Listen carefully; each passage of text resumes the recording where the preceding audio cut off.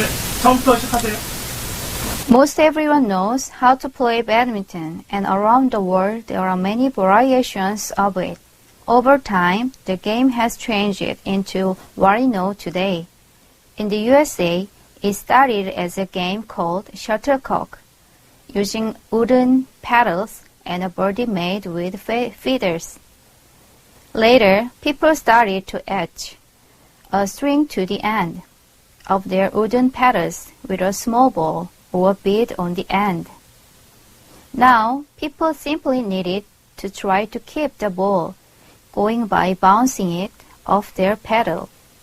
Sounds easy, but the speed of the ball can make it very difficult to keep hitting it every time. This game called paddleball is a fun way for kids to pass the time. And even though it's only for one player, or two or more people can play together by singing who can keep their own ball going the longest. In China, there is another game which is familiar to people around the world, chess. However, Chinese chess, called Zhanggi, has its own set of rules, which make it different from other forms of chess. The game is for two players who each have command of an army, one side being the Red Army and the other side being the Black Army. The players move their pieces so as to capture the general from the opposing army. Chinese chess is a very old game, but it is still very popular today and is played by many people. The Swahili people of Kenya and Tanzania play a traditional game called bao. This game is also for two players, but it is so popular that they even hold tournaments where many people can play each other and try to become a master of the game. A bao board has 4 rows of 8 holes each. It is split in half so that each player uses 2 of the rows during the game. Each player also has 32 seeds, which are arranged in the holes before the game begins. Once the game begins, the players take turns moving their own seeds around the board and try to get a chance to steal some of the other players' seeds. The game can end in 2 ways. First, when one of the players has no way to make a move. And second, when one of the players has lots of the seeds from their inside low to the other player.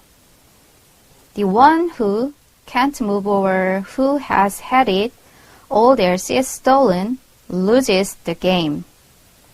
Bao is played by all ages and levels, but those who have become a master of the game are shown great respect in their community.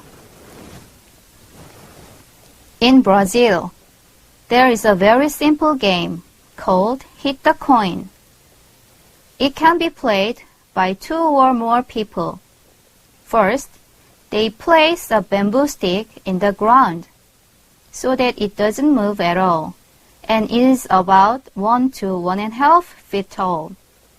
A coin is placed on the top of the stick, and a circle of around 5 inches is drawn around it. Players stand about 4 feet away, and each take turns throwing other coins at it. The goal is to knock the coin off the stick and out of the circle completely.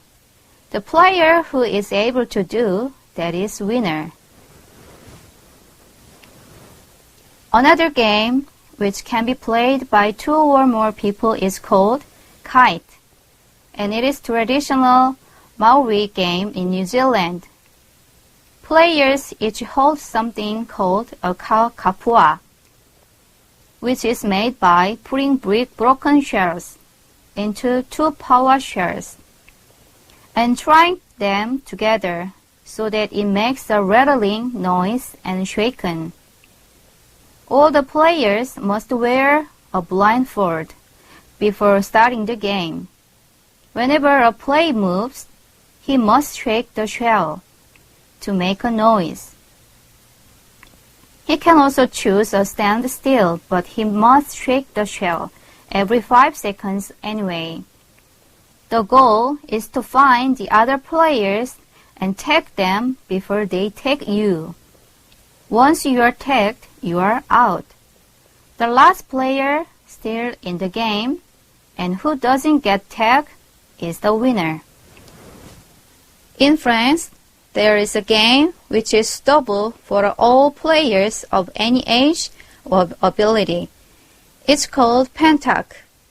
There are no rules for the exact size or shape of the playing court, and it can be played most anywhere. There is soft, but not too soft ground. A small ball is placed on the ground, and the goal is to try and get your own ball closer to that small one than any other player does. The players stand at a distance and take turns throwing balls at the small one. Different points are given based on how far away your ball is. But this game can change quickly. Someone might throw a ball and knock your outside away. Or another player might toss a ball and hit the goal ball so that it moves to a different spot, leaving your ball farther away than it was before. Finally, in Russia, there is a game a little similar to the one in France, but also rather different. It's called Gorodki. Some sticks, called skittles, are set up in one of 15 different patterns. Players stand at a distance and toss a large bat at the skittles in order to try and knock them out of the square in which they are set up. This game has been popular for many years and has been played by many people, including some very famous people in Russia.